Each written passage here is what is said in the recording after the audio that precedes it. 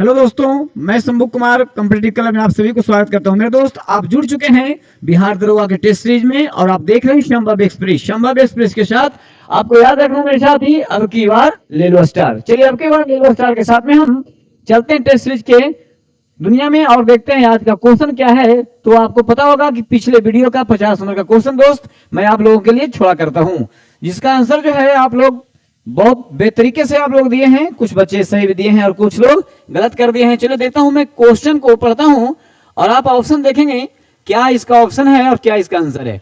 चलिए, तो क्वेश्चन ये था मेरे साथी, कोयले के संबंध में निम्नलिखित में से कौन सा कथन सत्य नहीं है कह रहा है। नहीं पर ध्यान देना है आपको। एंथ्रासाइट सर्वोत्तम गुण वाला कठोर कोयला होता है। वेरी गुड, ये तो बहुत अच्छा जवाब है, ये तो सही है। कह रहा है कौन सही नहीं है। गहराई में दबे तथा अधिक तापमान से प्रभावित कोयले को बिटुमिनस कोयला कहता है। यह बात भी आपका स्टेटमेंट सही कहा जा रहा है।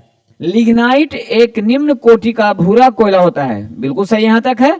यह मुलायम होने के साथ अधिक नमी युक्त होता है। हाँ, तब तो ये धुआं भी करता है। चलिए ठीक है, यह बात भी सही है। अगला, धातु शोधन कोयला उच्च श्रेणी के लिग्नाइट कोयला है। यह गलत है, उच्च श्रेणी का नहीं होता है, यह बहुत ही निम्न श्रेणी का होता है, जिसका वाट्य में लोहे का प्रगलन में विशेष महत्व है।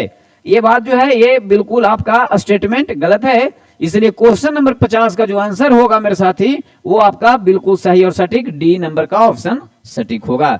चलिए ठीक है, तो अब बात करते हैं अगले क्वेश्चन। आज टेस्ट सीरीज का पहला क्वेश्चन क्या है उसको देखते हैं। चलिए, तो आज के टेस्ट सीरीज का आपका पहला क्वेश्चन मेरे साथ ये है, देखिए क्वेश्चन बड़ा बिजोड़ है और कृषि से संबंधित कुछ क्वेश्चन है आपके पास। देखना यह है, भारत में कृषि भूमि पर आधारित दबाव के लिए निम्नलिखित में से कौन से कारणों को जिम्मेदार ठहराया जा सकता है। इसमें कौन से कारण हैं जो आपको इसमें जिम्मेदार होंगे या नहीं होंगे। जो नहीं होंगे उनको हटा देना है, जो जो होंगे उनको ऑप्शन में हमको सिलेक्ट करना है। चलो ठीक है, विरासत का अधिकार बिल्कुल सही बात एकदम होगा। चलिए ऑप्शन नंबर 1 होगा।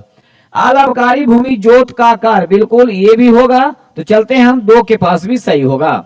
भूमि का विभाजन, चलिए ये भी इसका होगा, बिल्कुल बात सही है। तो डी माने 3, यानी कि 1 2 3। और बहु फसल नहीं, ये इसके अंतर्गत नहीं आते हैं। तो आप देखना है कि 1 2 3 कौन से ऑप्शन में 1 2 3, ये आपका ऑप्शन नंबर बी बिल्कुल सही जवाब होगा मेरे साथी। और आपका ऑप्शन बी बिल्कुल क्लियर सेंटेंस में आप कह सकते हैं कि बी आपको जो बिल्कुल सही जवाब है ना। 1 2 3, ये 3 के तीनों जो लाइन देख रहे हैं ये तीनों उपयुक्त सही हैं। चलिए अगला क्वेश्चन जो है आपका, अगला क्वेश्चन ये है। चलिए क्या कहता है अगला क्वेश्चन, देखना है। गाद और धूल से बनी मिट्टी किस प्रकार की होती है। लोम, मार्ल, लोयस और पर्लजॉल। इसको पर्लजॉल भी कहते हैं, ध्यान रखना है। तो ये आप कहता है कि गाद और धूल से बनी मिट्टी जो होता है इसको हम लोयस कहते हैं, ध्यान रखेंगे लोयस। और लोयस का निर्माण जो होता है वायु के द्वारा होता है। और लोयस का मैदान का सबसे ज्यादा का क्षेत्रफल देखा जाता है तो ये चीन में है, ध्यान रखेंगे लोयस का मैदान। अगला क्वेश्चन आपका ये रहा, ध्यान देना है।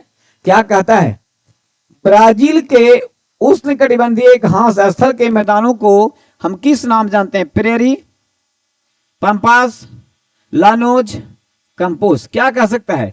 तो देखिए कह रहा है प्रेरी ये उत्तरी अमेरिका में होता है, यहां पूछ रहा है ब्राजील का। पंपास अर्जेंटीना में होता है, लानोस वेनेजुएला में होता है, और कंपोस जो होता है मेरे साथी वो आपका ब्राजील में होता है। इसलिए आंसर आपका डी बिल्कुल सटीक और सही है। चलिए घास के मैदान से भी आपको बेल्ड भी पूछता है, डाउन्स ऑस्ट्रेलिया, बेल्ड अफ्रीका वगैरह वगैरह पूछते रहता है, आप उसको याद करेंगे। चलिए लानोज इसमें पूछा था। अगला क्वेश्चन आपका है, याद रखें बिहार दरोगा के जो एसआई का एग्जाम होता है उसका पीटी में तो क्वेश्चन बिल्कुल श्योर एंड सर्टेन होता है। अगला क्वेश्चन है, गोरुमारा राष्ट्रीय उद्यान। गोरुमारा राष्ट्रीय उद्यान किस राज्य में स्थित है। ध्यान देना है, पश्चिम बंगाल, बिहार, असम और उत्तराखंड कहां हो सकता है। बड़ा इंपॉर्टेंट है, ध्यान देंगे। आप लोगों ने आज तक नहीं पढ़े होंगे तो याद कर लेना है। गोरुमारा राष्ट्रीय उद्यान आपका पश्चिम बंगाल में है। ऑप्शन ए बिल्कुल सटीक और सही जवाब होगा मेरे साथी। अगला क्वेश्चन पे हम लोग बात करते हैं। चलिए अगला क्वेश्चन देखते हैं। ये क्वेश्चन रहा, क्या क्वेश्चन कह रहा है, भारत में हवाई परिवहन आप देखेंगे वायुयान मार्ग से सबसे पहले जो है पोस्टल विभाग के द्वारा चालू किया गया था और उसकी जो है ये सामान को लाया ले जाना पहुंचाना चालू हुआ था। तो भारत में जो है हवाई परिवहन जो सबसे पहले होता था, माल को यानी डाक सेवा के जितने सारे आर्टिकल्स होते थे उसको पहुंचाया लाया ले जाना हुआ करता था। तो सबसे पहले हवाई परिवहन की शुरुआत कब हुआ? ऑप्शन है 1878, 1911, 1932 और 1948। तो याद रखिएगा इसका जो ऑप्शन होगा बी बिल्कुल सटीक और सही जवाब होगा 1911 में। याद रखिएगा 1911 में जो बंगाल विभाजन था उसको जो आपको 1911 में उसको रद्द कर दिया गया था। 1911 में ही आपका बंगाल से बिहार अलग होने का एक प्रस्ताव आया था और 1912 में हुआ था। उसी प्रकार से कलकत्ता जो राजधानी हुआ करता था पहले आपका भारत का, वो दिल्ली होने का प्रस्ताव हुआ था और 1912 में फिर राजधानी लागू हुआ था, है ना। तो चलेंगे क्वेश्चन ध्यान रखें। और यहां से वायु परिवहन जो है हवाई परिवहन वो 1911 में। चलिए बंगाल विभाजन को रद्द भी किया गया था ना 1911 लॉर्ड हार्डिंग द्वितीय के काल में। चलिए अगला क्वेश्चन है, निम्नलिखित में कौन सा श्वेत प्रकाश का उदाहरण है? लेजर प्रकाश, समतल, मोनोक्रोमैटिक प्रकाश या बहुरंगी प्रकाश। देखिए कह रहा है कि निम्नलिखित में से कौन सा श्वेत प्रकाश, श्वेत का मतलब क्या? उजला, ठीक है। आपको पता होना चाहिए कौन कौन से रंग प्राथमिक है। तो याद रखना पड़ेगा जो बैनिया पिनाला है आप लोग जो पढ़ते हैं कि कितने रंग होते हैं, उसमें से कौन ऐसे रंग हैं जो प्राथमिक रंग हैं जिसको हम लोग शॉर्ट में बोलते हैं लाहनी, लाल, हरा और नीला। लाहनी, लाहनी जब मिल जाएगा तो उसमें देखिएगा उजला हो जाएगा, याद रखना है। तो यहां पे कहता है बहुरंगी मतलब एक रंग से अधिक रंग, अगर ये संयुक्त होता है तो बहुरंगी प्रकाश जो है श्वेत कर देगा। जैसे मैं आपको बताया मैंने अभी लाहनी, लाल, हरा और नीला, तीनों को अगर एक जगह हो जाएगा तो क्या होगा? उजला। जैसे आप समझते होंगे आपके यहाँ अगर टीवी चलता होगा तो टीवी जैसे ही हम लोग ऑन करते हैं तो सबसे पहले हमारा जो है आवाज आता है, उसके बाद घर में जो लाइट आता है वो उजला उजला हो जाता है। जबकि रंग जो है वहां रंगीन टीवी में अनेक प्रकार के सभी कलर होते हैं, लेकिन उसमें प्रमुख रंग कौन कौन होते हैं? तो लाहनी, लाल, हरा और नीला का मिक्स अप कर करके रंगीन फोटोग्राफ उसमें दिखाई आपको चित्र दिखाई पड़ते हैं। लेकिन उसका प्रकाश जो आता होगा वो प्रकाश आपका कैसा दिखाई देता है? सफेद। घर एकदम क्या होता है? लाइटेड हो जाता है, व्हाइट व्हाइट हो जाता है। याद रखेंगे। और वहीं से क्वेश्चन आता है कि सबसे पहले प्रकाश आता है या फिर आवाज आता है। तो सबसे पहले हमको प्रकाश का चाल जो है अधिक है, इसीलिए जो है वो पहले आता है और उसके बाद जो है आपका रोशनी यानी प्रकाश के बाद आपका वॉइस यानी आवाज आता है। चलिए ठीक है, तो समझ गए होंगे निम्नलिखित में से कौन सा श्वेत प्रकाश का उदाहरण है? तो बहुरंगी प्रकाश। ध्यान रखेंगे। अगला क्वेश्चन क्या है ध्यान देते हैं। चलिए आप देख रहे हैं संभव एक्सप्रेस, ज्यादा हम लोग आगे पीछे नहीं चलना है, बस टू दी क्वेश्चन चलना है, ऑप्शन देखते चलना है। किस नियम के अनुसार किसी विद्युत धारा द्वारा उत्पन्न ऊष्मा चालक के प्रतिरोध धारा के वर्ग और समय के अनुक्रमानुपाती होती है? चलिए नियम यहां देखिए, जूल का नियम, हुक का नियम, चार्ल्स का नियम या फैराडे का नियम। चलिए तो ऑप्शन आपका डी हो जाएगा फैराडे का नियम। अगला पॉइंट देखते हैं, नेक्स्ट क्वेश्चन क्या है मेरे दोस्त। अगला क्वेश्चन है आपका, एक छोटी अवधि के दौरान किसी पिंड पर लगने वाले बल को किस रूप में जाना जाता है ना? आवेग, दाब, पृष्ठतनाव, तनाव या फिर त्वरण, प्रतिबल। तो याद रखिएगा एक छोटी सी अवधि के दौरान किसी पिंड पर लगने वाला बल को जो है हम क्या उसको आवेग के रूप में जानते हैं। ऑप्शन नंबर ए बिल्कुल सही जवाब।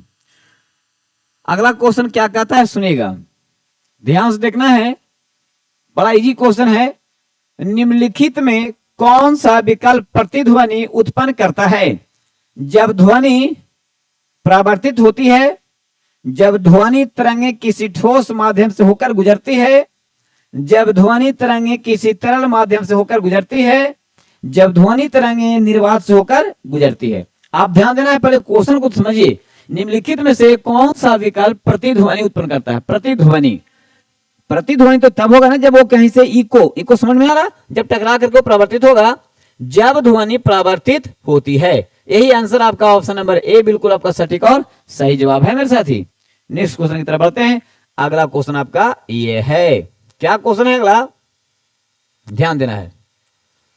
गुरुत्वाकर्षण तरंगों का पता लगाने के लिए पहली बार किस यंत्र का प्रयोग किया गया था? यंत्र का नाम है बिगो, लिगो, ट्रिगो या गिगो। बताएंगे इसमें से क्या होगा। तो इसका आंसर होगा मेरे दोस्त आपका क्या होगा? लिगो। समझ आ गया? इसमें आ गया लेजर, समझ आया, इंफ्रोमीटर, और जी से होगा ग्रेविटेशनल, और वो से हो जाएगा ऑब्जर्वेटरी सिस्टम। तो आप समझ आएगा ऑब्जर्वेटरी। तो इसका मतलब हो गया कि लिगो जो है ये गुरुत्वाकर्षण तरंगों का पता लगाने के लिए एक यंत्र का समान है। चलिए लिगो याद रखिएगा, ऑप्शन में उसी तरह दिया है, लिगो, बिगो, जीगो। चलिए, निम्नलिखित भौतिक राशियों में कौन सदिश राशि है? देखिए क्या पूछ रहा है, सदिश, बे बी बीत सा, इतना अगर याद रखेंगे तो सदिश में आता है। अब बाकी सब ऊर्जा उसमें नहीं आया है, ये नहीं है, द्रव्यमान उसमें नहीं आएगा, नहीं है, घनत्व नहीं है, बे बी बी उत्सव। अब आप उसमें अगर याद रखते हैं तो त्वरण आ जाता है, आपका गुरुत्वाकर्षण और तीव्रता, ये जो है इसका सदिश राशि के उदाहरण होंगे मेरे साथी। चलिए, बेबी बीत सा, है ना। अगला क्वेश्चन देखते हैं।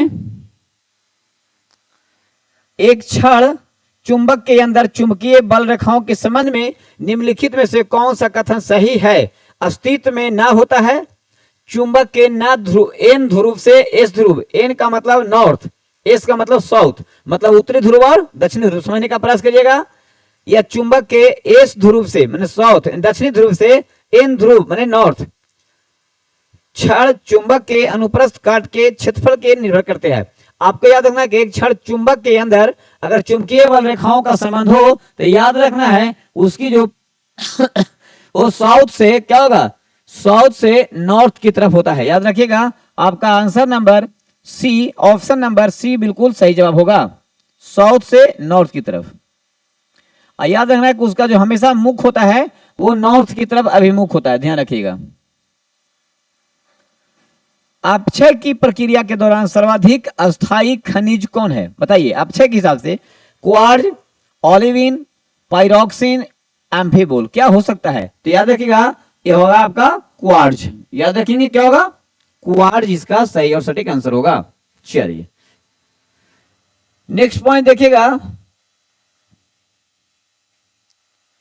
विंडो क्लीनर में निम्नलिखित में से कौन सा क्षार, आप क्षार और लवण जानते होंगे, क्षार पाया जाता है?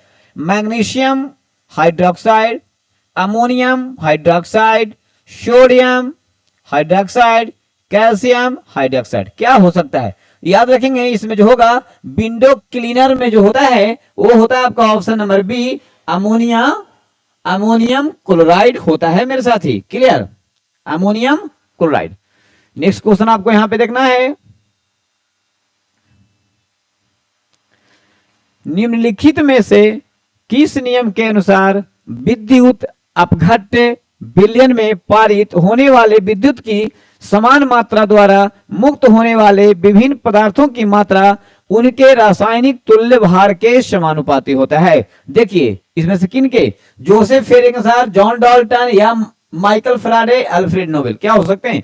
चलिए जिसका आंसर आप लोग ये माइकल फैराडे से संबंध रखते हैं। अगला क्वेश्चन आपका ये रहा, असंतृप्त हाइड्रोकार्बन के दहन पर उत्पन्न ज्वाला का रंग कैसा होता है? देखेंगे ज्वाला का रंग नीला, हरा, लाल या पीला। आप याद रखिएगा ये जो होगा इसका वो रंग कैसा निकलेगा, ज्वाला पीला, क्या होगा? पीला। चलिए अगला देखना है, क्या क्वेश्चन क्या है,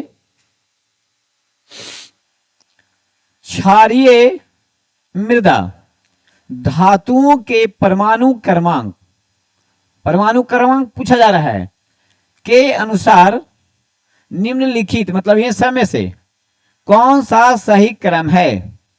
मतलब किसका परमाणु क्रमांक कितना है? चलिए तो इसको लाइन से पहले लिख ही लेते हैं ना, बताता हूं आपको। तो जो बेरियम का होगा, ब्रेलियम का होता है, ब्रेलियम, ब्रेलियम का जो होता है कितना होता है? 4 होता है। और एमजी मैग्नीशियम का कितना होगा जी? इसका जो होगा 12 होता है। चलिए ठीक है, सजाना है ना। कैल्शियम अस्ट्रांसियम है, अस्ट्रांसियम एसआर, तो एसआर का जो होगा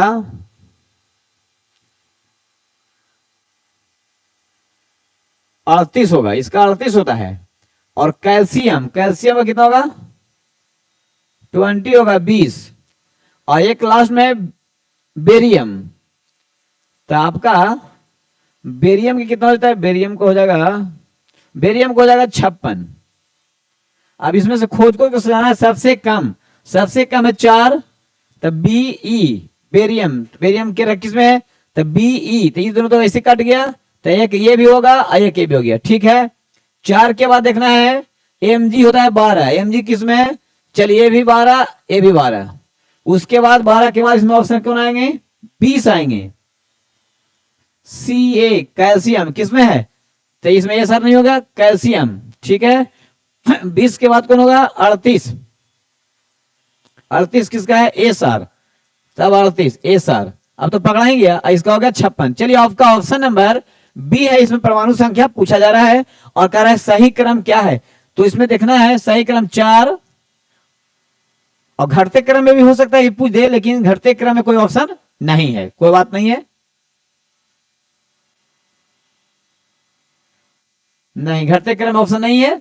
चलिए तो आपको बढ़ते क्रम है 4, 12, 20, 38, 56। चलिए ठीक है, तो 17 नंबर का बी हो गया आपका परमाणु क्रमांक आपका 4, 12, 20, 38, 56। बढ़ते हुए क्रम में बी आपका बिल्कुल सही जवाब है मेरे साथी। देख रहे हैं क्वेश्चन को, इसमें परमाणु क्रमांक के हिसाब से कर रहा है क्रम सही है या गलत, लेकिन क्रम में कम से कम इतना होना चाहिए था कि बढ़ते क्रम या घटते क्रम, ऐसा कुछ पूछा नहीं है। तो भाई इसमें आपको सबको देखना पड़ेगा किसका कितना होता है परमाणु क्रमांक, उस हिसाब से आपको सजाना पड़ेगा, तो सजा दिया मैंने। चलिए ठीक है, अगला क्वेश्चन देखिए मेरे साथ, ये रहा। देखिए संगीत के सुरों पर कौन सा नियम आधारित था या होता है, कह रहा आधुनिक आवर्त सारणी का नियम, न्यूटन का नियम, या अष्टक का नियम, या मेंडलीव का नियम। क्या होगा आप ध्यान देंगे, बताएंगे क्या हो सकता है। तो संगीत के सुरों पर जो होगा वो आपका अष्टक का नियम होगा, सी ऑप्शन बिल्कुल आपका सही होगा मेरे साथी। क्लियर, नेक्स्ट पॉइंट देखते हैं, अगला क्वेश्चन आपका ये रहा। निम्नलिखित में कौन सा एक उदासीन ऑक्साइड नहीं है, कह रहा है उदासीन ऑक्साइड नहीं है, बाकी सब उदासीन होगा। तो ये उदासीन ऑक्साइड है N2O, NO और CO भी है, क्या नहीं है, तो ये आपका नहीं है, तो आंसर आपका हो जाएगा बी। आपका ऑप्शन यहाँ पे सी लिखाना चाहिए, लेकिन बी हो गया है। क्रम में देखिए ए होता है, फिर बी होता है, फिर सी होता है, फिर डी होता है, तो आपका ऑप्शन यहाँ पे बी लिखा हुआ है, लेकिन आपका आंसर आपका सीधे सीधे यहाँ पे जानिएगा कि Na2O बिल्कुल, तो जिसमें है तो ए यहाँ पे बी होना चाहिए था और यहाँ पे सी। चलिए तो सी इसका आंसर लगाइए, बिल्कुल सही जवाब। अगला पॉइंट, किसी एग्जाम में तो भाई ऑप्शन में बी सी उल्टा पुल्टा रहता है जी, आपको जिसमें आंसर लगेगा वही मारना है, बी सी कहीं गलती लिखा रहे चाहे सही लिखा रहे, जो आंसर में आएगा वही आंसर मारिए। चल ठीक है, ग्लाइकोजन की एकलक इकाई क्या है, तो देखेंगे ग्लूकोजन, तो यहाँ ग्लूकोज से यहीं पे पकड़ा गया है, आगे हम लोग को बढ़ने की कोई जरूरत नहीं है। तो ग्लूकोजन की एकल इकाई जो होता है वो ग्लूकोज होता है मेरे साथी, क्या होता है ग्लूकोज होता है। अगला पॉइंट को देखते हैं हम लोग। चलिए अगला क्वेश्चन ये रहा, कोशिका झिल्ली की सुरक्षा और लाल रक्त कोशिकाओं आरबीसी के निर्माण के लिए एक प्रमुख आवश्यक लिपोफिलिक विटामिन कौन सा है, vitamin A, vitamin D, vitamin E या विटामिन के, क्या हो सकता है। तो इसके लिए आपको उत्तरदायित्व जो निभाता है वो निभाता है आपका विटामिन ई, याद रखेंगे विटामिन ई जो आपको अंकुरित अनाज से प्राप्त होता है। चलिए अगला क्वेश्चन आपका ये रहा, क्या कहता है अगला क्वेश्चन, देखिए लाल, बैगनी, नीले, काले रंग के फलों और सब्जियों तथा अनाज में कौन सा प्राकृतिक जैव सक्रिय और पानी में घुलनशील फिनोलिक यौगिक उपस्थित होता है, फिनोलिक यौगिक उपस्थित होता है। कमरीन, एथोसाइनिन, नारीगनीन या ए प्लस सी क्या हो सकता है? तो याद रखेंगे इसमें जो पाया जाता है इस प्रकार के लाल, बैंगनी, नीले और काले रंग के जितने प्रकार के सब्जियां अनाज कह रहा है और पानी में घुलनशील कहता है कि फिनोलिक यौगिक, ये पानी में घुलनशील भी है। जब ध्यान रखिएगा ये कौन है, तो आपका ऑप्शन आपका बी बिल्कुल सही जवाब होगा मेरे साथी, एथोसाइनिन होगा। क्या होगा?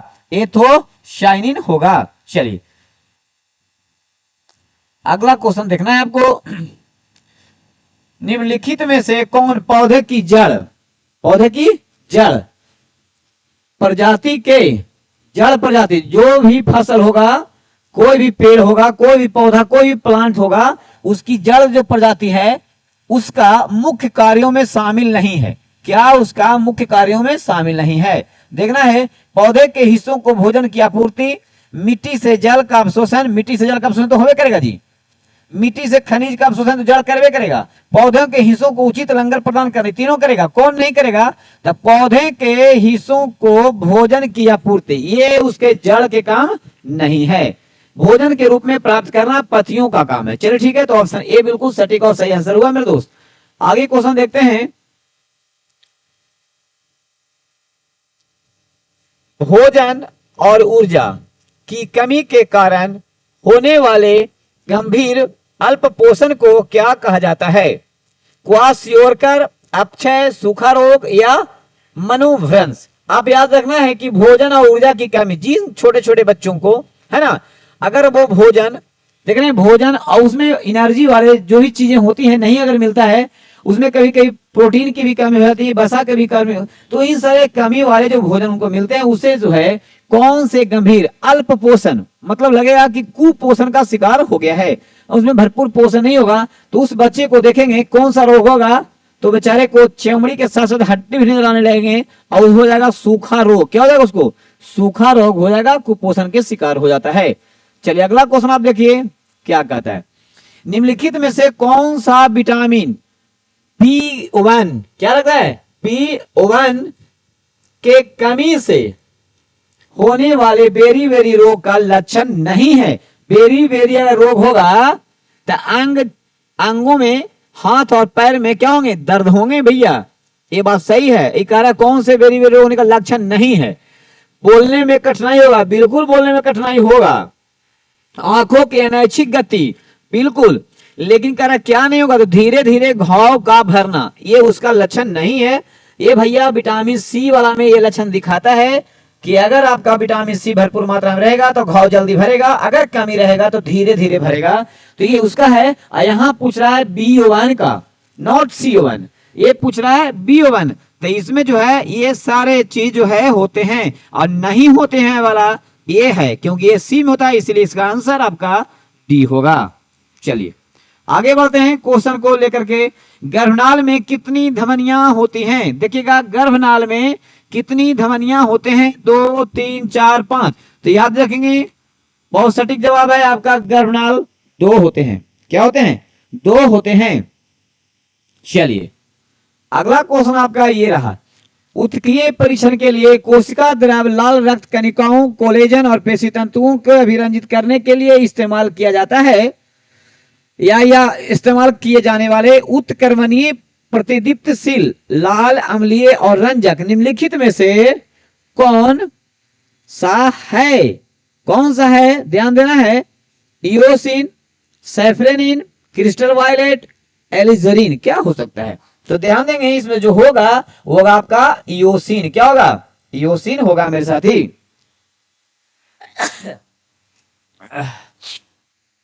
चलिए ठीक है, अगला पॉइंट देखना है। नेक्स्ट क्वेश्चन को देखते हैं। अस्थि मज्जा में पाई जाने वाली कौन सी कोशिका शरीर के लिए मरम्मत प्रणाली के रूप में कार्य करती है? ध्यान देना है। अस्थि कोशिकाएं, वसा कोशिकाएं, मांसपेशी कोशिकाएं या मूल कोशिकाएं? तो ऑप्शन हो जाएगा आपका ये जो मरम्मत वाला कोशिका होता है वो होता है मूल कोशिका। डी ऑप्शन बिल्कुल आपका सही हो जाएगा। निम्नलिखित में से कौन सा अस्थाई ऊतक की विशेषता है। देखेंगे कौन सा जो है अस्थाई ऊतक का विशेषता है। कोशिकाएं बार बार विभाजित होती है, ये नहीं होता है। अकार्बनिक समावेश अनुपस्थित होता है तो गलत है। अंतर कोशिकीय रिक्तियां मौजूद होती है, बिल्कुल सही जवाब है। रिक्तिकाएं अनुपस्थित होते हैं, ये भी गलत बात है। यानी आपका 29 नंबर क्वेश्चन का ऑप्शन बिल्कुल आपका सी सही होगा मेरे साथी। अगला क्वेश्चन आपका ये रहा, भारत छोड़ो आंदोलन के दौरान गठित समानांतर सरकारों में से, याद रखिए समानांतर सरकार, सबसे लंबे समय तक चलने वाली सरकार निम्न में से किस जगह या किस स्थान की सरकार थी? सतारा, तामलोक, बलिया या तलचर, बताएंगे कहां था? तो ये होगा आपका ऑप्शन नंबर ए मेरे साथी, सतारा। याद रखेंगे सतारा। सतारा के बारे में आप लोग जानते होंगे, हड़प नीति का शिकार होने वाला सबसे पहला यही क्षेत्र था। चलिए अगला क्वेश्चन है, मद्रास लेबर यूनियन का गठन निम्न में से किसने किया था? मद्रास लेबर मतलब मजदूर संघ, बीबी गिरी, पीपी वाडिया, एनएम जोशी, इनमें से सभी क्या होंगे?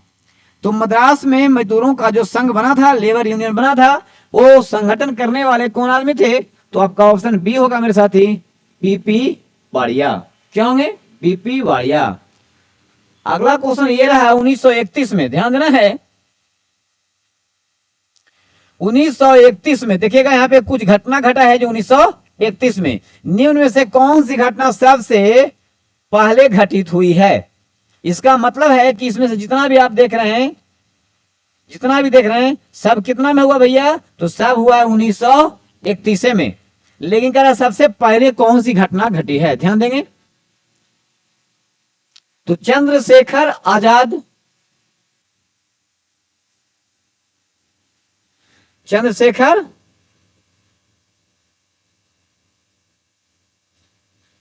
आजाद की शहादत, गांधी इरविन समझौता, भगत सिंह की फांसी और कांग्रेस का कराची अधिवेशन। याद रखेंगे तो याद रखेंगे चंद्रशेखर आजाद की शहादत जो हुई है, ये हुई है फरवरी में, ये हुई है फरवरी में, याद रखना है।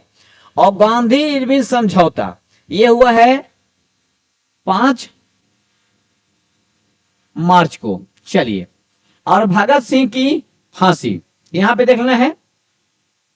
इसका मतलब है कि अब यहीं से कांग्रेस का कराची अधिवेशन ये भी हुआ है मार्च में, यानी कि जितना भी हुआ है इसे मार्च में हुआ है। आयोग क्या हुआ है? ये आपका फरवरी में हुआ है। ये आपका 25 से 29 मार्च का हुआ था नहीं। और भगत सिंह का फांसी शायद इसमें मेरे ख्याल से 27 से 28 मार्च होना चाहिए मेरे ख्याल से, आप लोग चेक कर लीजिएगा, ठीक ना। तो यहाँ पे सारे मार्च में है और तिथि के क्रम में अगर जगह सब 1931 में है तो देखिएगा ये फरवरी में जो हुआ है सबसे पहले हुआ है, ये आपका ऑप्शन है चंद्रशेखर आजाद की शहादत। इसलिए आपका ऑप्शन ए बिल्कुल सटीक और सही जवाब हो जाएगा, है ना। 5 मार्च हो गया, ये 25 से 29 मार्च था, ये 28 मार्च होगा मेरे ख्याल से, चेक कर लीजिएगा आप लोग थोड़ा। चलिए अगला पॉइंट देखिएगा, सविनय अवज्ञा आंदोलन के दौरान कांग्रेस द्वारा न लगान और न टैक्स अभियान कहां चलाया गया था? बंगाल में, बिहार में, या संयुक्त प्रांत में, या महाराष्ट्र में? कहां किया गया था? तो याद रखना है ये जो चलाया गया था ये संयुक्त प्रांत में चलाया गया था, ध्यान रखेंगे। अगला चलिए नेक्स्ट क्वेश्चन आपका ये रहा साथी, निम्न में किसने 1857 की क्रांति में भाग नहीं लिया था? 1857 की क्रांति में भाग नहीं लिया था। भोपाल की बेगम ये नहीं लिया था, है ना। लखनऊ के बेगम लिए थे भाग, ये पता होगा। ग्वालियर के सिंधिया नहीं लिए थे, ग्वालियर से तात्या टोपे ने भाग लिया था। हैदराबाद के नवाब ये भी भाग नहीं लिया था। इसका मतलब कोई तो ले, हाँ तो ऑप्शन है डी में, इनमें से सभी, मानी इनमें से जो है कोई व्यक्ति भाग नहीं लिया था। ऑप्शन आपका डी बिल्कुल सभी होगा। अगला क्वेश्चन क्या है भाई मेरे, टॉमस मुनरो का मद्रास के गवर्नर के रूप में कार्यकाल क्या था? बताइए, तो टॉमस मुलो का मद्रास में जब रैयतवाड़ी व्यवस्था, आप पढ़े होंगे रैयत वाली महाड़ वाली नहीं पढ़े होंगे चलो ठीक है। तो उसमें आप देखते हैं कि टॉमस मुलो का मद्रास के गवर्नर के रूप में कार्यकाल क्या है 1820 से 27, 19 से 26, 22 से 29 या 18 से 25, सब 1800 में दिया गया मेरे साथी। तो इनका काल जो था आपका ऑप्शन ए बिल्कुल सटीक और सही जवाब होगा 1820 से 27, याद रखेंगे। और इनका जो काम था टॉमस मुलो के साथ में एक और सहयोगी थे मद्रास में टैक्स वसूले में, है ना। टॉमस मुलो के साथ में रीड थे, कौन थे? कर्नल रीड थे, याद रखिएगा।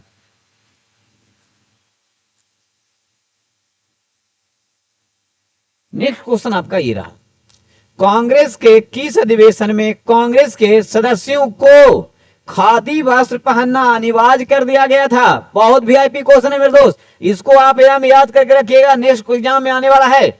1925 के कानपुर अधिवेशन, 26 में गुवाहाटी अधिवेशन, 27 के मद्रास अधिवेशन, 28 में कलकत्ता अधिवेशन। बताइए कौन सा ऑप्शन सही और गलत हो सकता है? कोई ईस्वी सन मिलान भी गलत हो सकता है, लेकिन आपको जो सही है वो पता लगाना है। तो याद रखिएगा 1926 में कहां हुआ था? तो गुवाहाटी का अधिवेशन हुआ था, याद रखेंगे। अयंगर जी इसका अध्यक्ष बने थे और यहीं से जो हुआ था खादी वस्त्र पहनना अनिवार्य कर दिया गया था। चलिए 1926 के गुवाहाटी अधिवेशन से अगला क्वेश्चन है, देखिएगा मेडाइवल का क्वेश्चन आ गया। अलाउद्दीन के रणथंभौर अभियान में बिहार के किस शासक ने भाग लिया था? बताइए, शक्रसिंह, चक्रसिंह, हरिसिंह, नरसिंह। चलिए आइए, तो इसका ऑप्शन होगा, आपको सीधे सीधे याद करना है, शक्रसिंह। क्या होगा? शक्रसिंह। अगला पॉइंट क्या है? अगला ये रहा क्वेश्चन, निम्न में से किस सूफी संत को महबूब ए इलाही के नाम से जाना जाता है? बाबा फरीद या फिर शेख मुद्दीन चिश्ती या शेख निजामुद्दीन औलिया?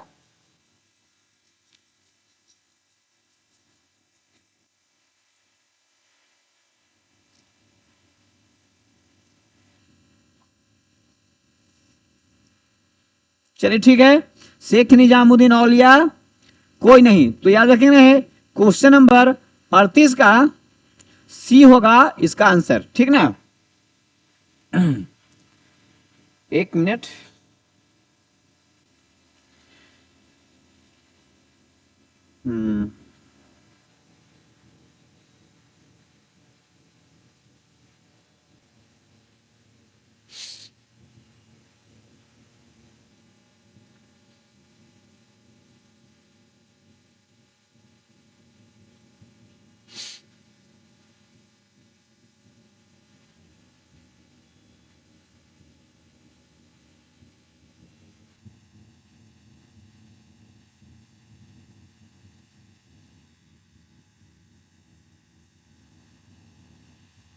चलिए ठीक है।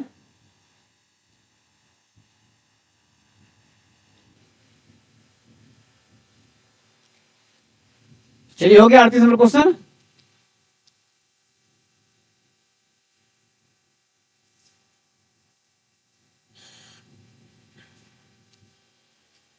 इनको बोल दीजिए जरा कॉल करके कि आइए, अभी यहीं पे हैं, क्लास ले रहे हैं। बलिदान विधि का उल्लेख किया गया है, क्वेश्चन है बलिदान विधि का उल्लेख किया गया है, बलिदान विधि का उल्लेख किया गया है। पूछ रहा है कि कौन से वेद में? ऋग वेद में, यजुर्वेद में, सामवेद में, अथर्ववेद में। तो मेरे दोस्त जानने का प्रयास करते हैं, बलिदान का जो विधि है, बलिदान विधि जो बताया गया है वो है यजुर्वेद में, संगीत का सामवेद है, जादू टोना का अथर्ववेद है, सबसे पुराना बड़ा ऋग्वेद है। चलिए अगला क्वेश्चन ध्यान देंगे, संपूर्ण चोल साम्राज्य कितने प्रांतों में विभाजित था? चोल साम्राज्य कितने प्रांतों में विभाजित था? 2, 4, 5 और 6। याद रखेंगे, जब चेर, चोल और पांड्य पढ़ेंगे समझ में आ जाएगा। अब ध्यान देंगे, संपूर्ण चोल साम्राज्य जो है 6 भागों में विभाजित था। ध्यान रखना है, ऑप्शन नंबर डी बिल्कुल सही जवाब हो जाएगा मेरे साथी। नेक्स्ट पॉइंट, दैवीय अधिकार सिद्धांत किस शासक ने चलाया था? इल्तुतमिश, अलाउद्दीन खिलजी, फिरोज तुगलक, अकबर। क्या हो सकता है? बड़ा इजी क्वेश्चन है ये और हमेशा आता है, हमेशा पूछा जाता है। तो अलाउद्दीन खिलजी दैवीय अधिकार सिद्धांत के आधार पर काम किया करते थे। चलिए 42 नंबर का क्वेश्चन आपका ये रहा।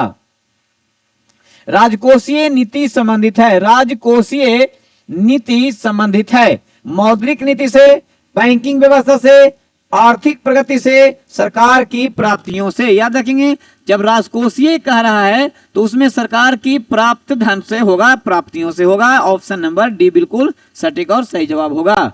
चलिए अगला क्वेश्चन देखते हैं।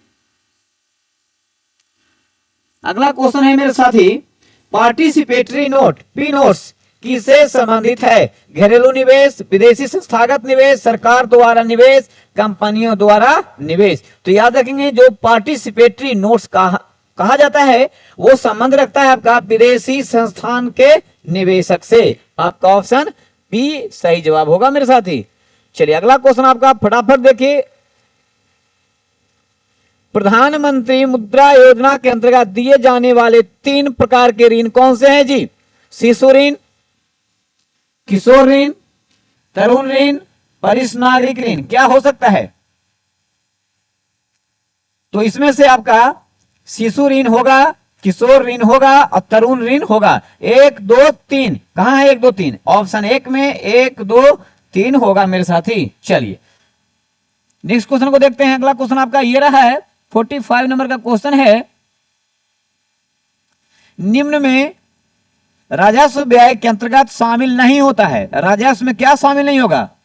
तो देखते हैं, ब्याज भुगतान ये शामिल होगा, सब्सिडी भी शामिल होगा, ऋण भुगतान शामिल नहीं होता है, राज्यों का अनुदान भी शामिल होता है। क्या नहीं होता है? तो ऋण भुगतान नहीं होगा, नहीं ऑप्शन नंबर आपका सी नहीं होगा। चलिए अगला क्वेश्चन क्या कहता है, देखिएगा, भारत में आयकर निम्न में से किसका उदाहरण है? आयकर, इनकम टैक्स, आप समझे, प्रगतिशील कर, अप्रत्यक्ष कर, अनुपातिक कर और अप्रत्यक्ष कर। तो इतना पहले आपको बता दें कि आयकर ये होता है प्रत्यक्ष कर। प्रत्यक्ष कर किसमें है? देख लीजिए, ये भी प्रत्यक्ष कर, ये भी प्रत्यक्ष कर, ये अप्रत्यक्ष, ये अभी कट गया है प्रत्यक्ष कर। लेकिन याद रखिएगा उसको प्रगतिशील कर भी बोलते हैं। तो कहां है प्रगतिशील? देखिए पहला ही में प्रगतिशील है ना, ये अनुपातिक नहीं होगा और अप्रगतिशील, अप्रगतिशील नहीं होता है। याद रखिएगा कैसा होता है? ऑप्शन ए प्रगतिशील और प्रत्यक्ष कर होता है। चलिए अगला क्वेश्चन है, एशिया का दूसरा सबसे बड़ा मरुस्थल, सॉरी मरुस्थल पढ़ गया मैंने, स्थल रुद्र देश। स्थल रुद्र का मतलब एक दिन और आपको हम समझाया था कि जो पानी के तटीय क्षेत्र से समुद्र का तटीय भाग से नहीं लगता हो और उसके चारों तरफ मिट्टी वाला यानी कि मैदानी क्षेत्र ही उससे सटता हो, है ना, तो वैसे चारों तरफ मिट्टी वाला स्थलीय क्षेत्र सटता हो और बीच में जो देश होगा उसको हम लोग कहते हैं स्थल रुद्र देश, है ना। और उसके बाद भी एक वो देश फिर अगर मिट्टी वाला होगा तो उसके वाले जो स्थलीय भाग होंगे, कोई समुद्र का इलाका उसमें नहीं टच करता होगा पानी वाला, तो वह ऐसे डबल अगर हो गया तो उसको हम लोग बोलेंगे दोहरी स्थल रुद्र देश। याद रखेंगे। तो यहां कह रहा है क्वेश्चन, एशिया का दूसरा सबसे बड़ा स्थल रुद्र देश, तो पहला क्या है? तो पहला होता है, इसमें है, हाँ पहला भी इसमें है मेरे साथी। आप ऑप्शन लगाएंगे पहला का, मैं आंसर बताता हूं। कह रहा है एशिया का दूसरा, क्या कह रहा है? दूसरा सबसे बड़ा स्थल रुद्र देश कौन सा है? तजाकिस्तान, मंगोलिया, किर्गिस्तान या कजाकिस्तान। तो दूसरा कह रहा है, तो दूसरा यहां देखिए ऑप्शन दूसरे में दिया हुआ है मंगोलिया।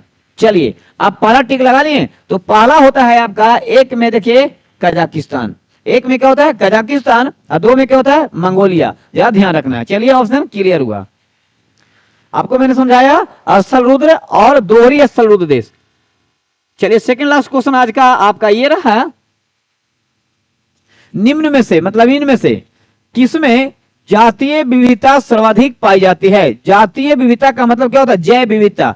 जहां पे उष्णकटिबंधीय क्षेत्र होगा, जहां पे अधिक तापमान होंगे, जहां पे अधिक वर्षा होंगे, ऐसे उष्णकटिबंधीय क्षेत्र में जैव विविधता अधिक पाए जाते हैं, जिसको हम हॉट स्पॉट के नाम जानते हैं। अगर पर्वतीय क्षेत्र में पूछेगा तो पूर्वी भारत का पूर्वी पर्वतीय क्षेत्र का जो इलाका होगा उसमें जैव विविधता अधिक होंगे। और अगर घाट से क्वेश्चन आ जाए तो समुद्र किनारे लगे तटवर्तीय क्षेत्र हमारे यहाँ 9 राज्य हैं, जिसमें पश्चिम राज्य होंगे केरल, कर्नाटक, गोवा, महाराष्ट्र, गुजरात, और आपका जो पूर्वी हो जाएंगे वो हो जाएगा आपका तमिलनाडु, आंध्र प्रदेश और उड़ीसा और पश्चिम बंगाल। तो इन तटवर्तियों में अगर पूछा जाए तो पश्चिम तट में आपका जैव विविधता सबसे अधिक पाया जाता है। यहाँ क्वेश्चन क्या कर से सुनेंगे मेरे साथी, अगर वायुदिवेक आपका ये 0 डिग्री विषुवत रेखा, ऊपर में आपका 23.5 डिग्री और नीचे आपका 23.5 डिग्री, यानी इसको कर्क रेखा, इसको मकर रेखा के क्षेत्र को जो आप कटिबद्ध करते हैं, इसको हम उष्णकटिबंधीय क्षेत्र कहते हैं। जहां तापमान अधिक और वर्षा अधिक होने के कारण ऐसे भूभाग वाले क्षेत्र में वहां पे अधिक वनस्पति होते हैं। इसी के कारण से वहां पे अनेक प्रकार के जीव होंगे, जिसमें अनेक प्रकार के विविधता पाई जाती है। यहाँ पे ध्यान देंगे, घास स्थल, पर्णपाती वन, सवाना या उष्णकटिबंधीय वन, जितना भी मैं आपको अभी कंसेप्ट दिया, इसमें से कौन सा ऑप्शन हो सकता है? निकल के आ गया होगा सामने। इतना मैंने कंसेप्ट दिया, बात कर लीजिए। घास स्थल, पर्णपाती वन, सवाना, उष्णकटिबंधीय वन। तो आपका डी नंबर का ऑप्शन बिल्कुल सटीक और सही जवाब होगा। क्लियर? 48 नंबर क्वेश्चन को मैंने आपको समझाया। चलिए बस अब देखना है आपका आज का लास्ट क्वेश्चन है, 49 क्वेश्चन है, देख लेंगे मेरे साथी। ग्राम सभा की सदस्यता हेतु प्रत्येक ग्रामीण की आयु देखिए कम से कम कितनी होनी चाहिए? याद रखना है, ग्राम सभा में अगर आपको बैठना है, ग्राम सभा के सदस्य बनना है, ग्राम सभा के किसी प्रकार का कोई नियुक्ति प्राप्त करना है, तो कम से कम आपका एज होना चाहिए। कह रहा है 21 वर्ष, 18 वर्ष और आपका 20 वर्ष और 18 वर्ष। 18 वर्ष ही इसका ऑप्शन होगा, 18 वर्ष आपको प्राप्त होना चाहिए। 20, 25, 21 जो आप देख रहे हैं, 25 वर्ष आपका देख लीजिए कहां होता है? विधानसभा, लोकसभा। और 30 वर्ष का होता है विधान परिषद और राज्यसभा। याद रखेंगे, इसमें 20 का कोई कैटेगरिया नहीं है, जरा ध्यान रखिएगा। 21 वर्ष है पंचायती चुनाव में होता है और ग्राम सभा में 18 होगा। क्लियर? चलिए, तो मैंने क्वेश्चन को क्लियर किया 49, यानी आज का ये मेरा लास्ट क्वेश्चन रहा। और आज का आप देखिए अगला क्वेश्चन जो 50 क्वेश्चन होगा मेरे साथ, ये आप लोगों के लिए मैं छोड़ता हूं। जिनको आंसर आएगा वो ऑप्शन के हिसाब देख करके आप इसको टिक आउट करेंगे। आज का क्वेश्चन मैं आप लोगों के लिए छोड़ रहा हूं मेरे साथी। और देखिएगा 50 नंबर का क्वेश्चन बड़ा इजी और बिजी है, मगर ये बड़ा कंफ्यूजन वाला क्वेश्चन है, ध्यान रखना है। कह रहा है बहुत अच्छा क्वेश्चन है, मदर ऑफ पर्ल। मेघ, मेघ मैंने होता है क्या? मेघ मैंने होता है बादल। क्या होता है? बादल। याद रखिएगा, किस मंडल में देखने को मिलता है? ये जो शब्द है यही इसमें आपको गलती करा सकता है, वरना अगर आप इसको समझ में आया तो ठीक है। आपको मैं बता दूं कि मेघ का गर्जन, बादल, ओला, कोहरा, कुहासा, पानी, बरसात, आंधी, तूफान, जितना भी आता है वो तो आता है आपके धरातल के सबसे ऊपरी वाला मंडल में, जिसका नाम है क्षोभ मंडल। लेकिन मैं बता दूं ये इसका आंसर नहीं है। बाकी अब 3 में उठाना है आपको, क्या हो सकता है? 50 नंबर क्वेश्चन का आंसर आप लोग देंगे मेरे दोस्त। आज का इसी 50 क्वेश्चन के साथ में मैं अपना इस एपिसोड को समाप्त करता हूं और नेक्स्ट वीडियो में मिलता हूं 50 नंबर क्वेश्चन के साथ, 50 क्वेश्चन के साथ में। चलिए, तो आज तक बने रहिए और मेरा कॉम्पिटिटिव चैनल आप देखते रहिए। धन्यवाद मेरे दोस्तों, धन्यवाद।